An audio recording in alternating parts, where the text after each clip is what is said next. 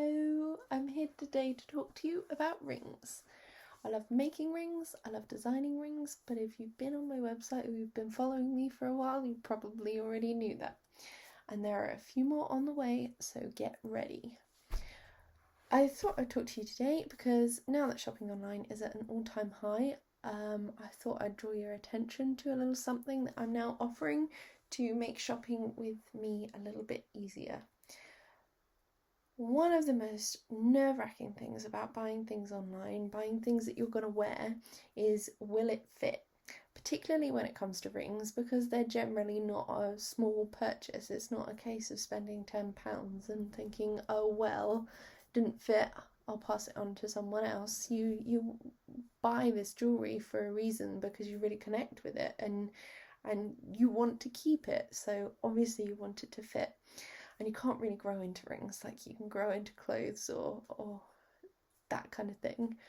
When it comes to sizing, it turns out that a large number of gauges and measuring devices, various sizes, can be out of sync with each other. One person's Q might be another person's P. The first trick to getting a good fit is to make sure that the jeweller you're working with, the jeweller that's making your piece of jewellery, is the one who takes or works out your size. This is a big step to getting it as accurate as possible because you can also hold them responsible if it goes wrong. But please don't be mean to your jewellers, they try very hard. With me, we have a couple of options. If you're local to the area, if you're local to Winchester, please do get in contact and we can arrange a time for you to pop by the studio, or if you're not particularly mobile and my schedule's not too crazy, I can swing by and take your size with something a bit like this. Cue cut to clip.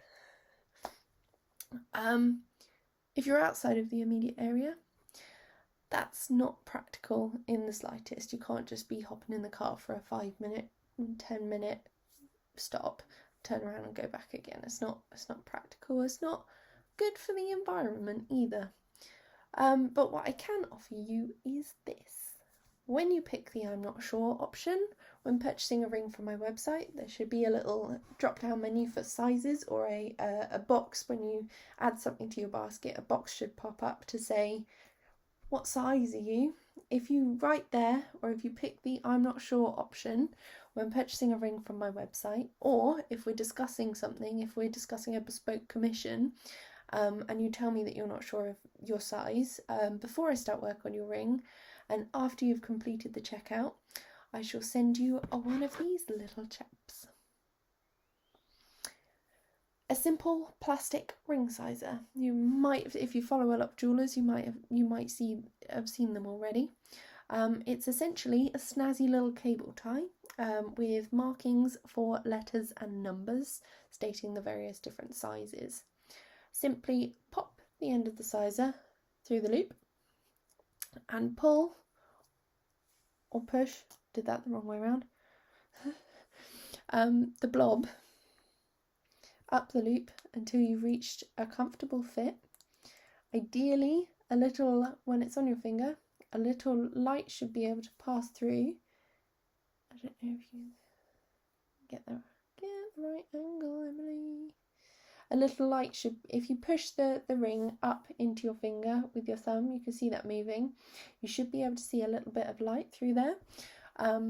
And that will mean that if your hands expand in the summer, in the hot months, when you're working hard and you're feeling quite warm, your hands will expand, and that will mean that the ring won't cut off your circulation. There's a bit of room for your finger to grow there. But you also need to make sure there's a little bit of friction over your knuckle, so when you go to slide it off, it sticks a little bit, which it's not doing for me here, so that means it's too big.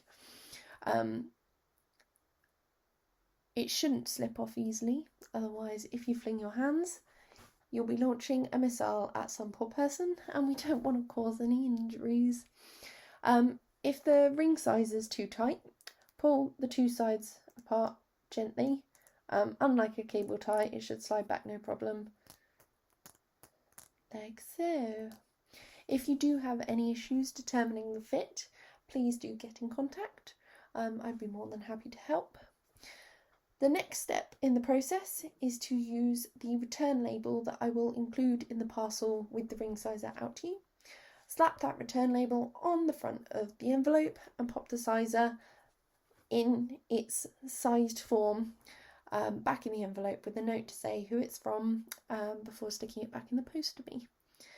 It might sound like a bit of a faff, but it should take no more than a few days. The sizing itself should take seconds, and having a physical reference here whilst I'm making your ring is just another way to bump that accuracy up a smidge. Once the sizer is back to me, I can get started on your ring. And please don't fret if when I post the actual ring to you, it's not quite the right fit.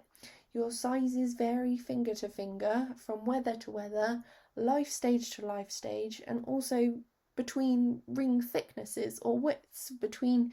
So a thinner ring than this would feel bigger than this. A wider ring would feel tighter. This wider ring would feel tighter than this. I will keep working on the ring until we get it just right. I'm currently working on a special ring sizing box for a customer who lives several counties away, where we're designing the whole ring. It's not a ready-made thing. Please don't fret about getting the right size. We will sort it. I promise you that. That's all for now, folks. I shall speak to you again soon, maybe even with news of a few new pieces. They are whoppers.